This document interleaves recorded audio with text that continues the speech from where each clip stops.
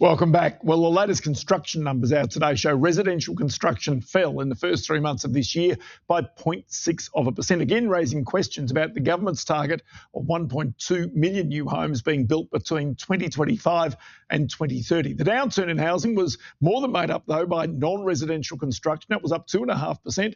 Also engineering, which does include government-backed infrastructure, which rose by 6.9%. But the Bureau of Stats numbers coincide with a report from the Committee for Economic Development and Urbis, which urges a change to building methods to scale home building and also to reduce costs.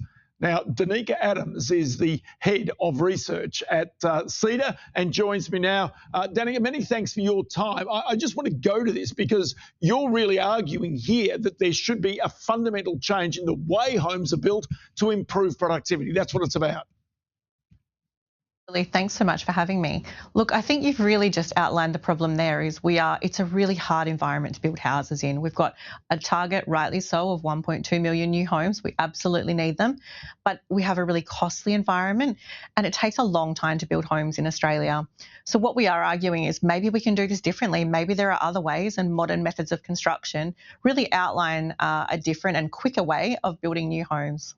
Okay, so then let's go through this, because what we hear from builders and construction companies is they can't make money unless they build a home for 1.3, 1.5 million and above. The demand for housing, of course, is at 1 million minus. And there is a dilemma at the moment. You need to build more homes more cheaply to give the builders a profit margin to incentivise them to go ahead and build those homes.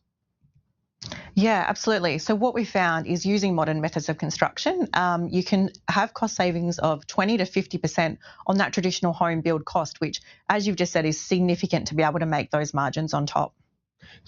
So then take me to the methods, because again, it goes down to building standards, because if building standards drop, then the resale value of those homes is questionable, as we've seen in some apartment blocks in the past. The quality of the build becomes a question mark, which raises the problems for insurers and for governments as well. So how do you do this, do you sense, without compromising quality?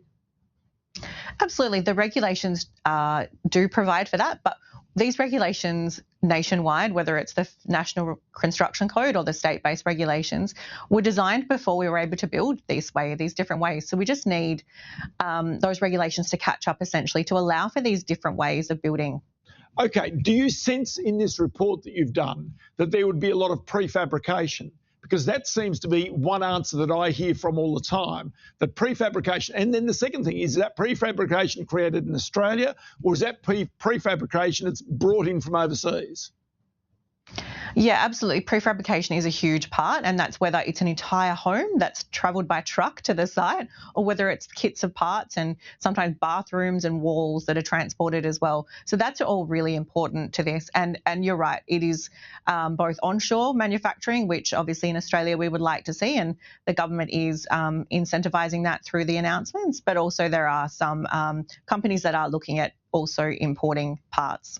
Okay, so as you've done this research, as you're looking at not only the problem, but then the solution to that problem, what do you sense is the appetite for people to buy these homes? Do you believe if there were changes in building standards and approvals, all this type of thing, is there still the appetite, especially with interest rates having risen, a whole bunch of other stuff going on, is there the appetite to buy those homes?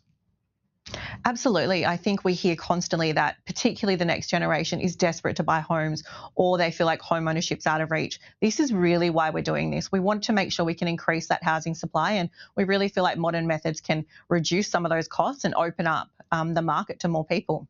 It's going to be interesting just to see exactly how this goes. Building standards is going to be the absolute key. Having spoken to the steel industry this week, they're absolutely conscious of this. Danica Adams is the head of research at CEDA, the Committee for Economic Development in Australia. Danica, many thanks for your time today.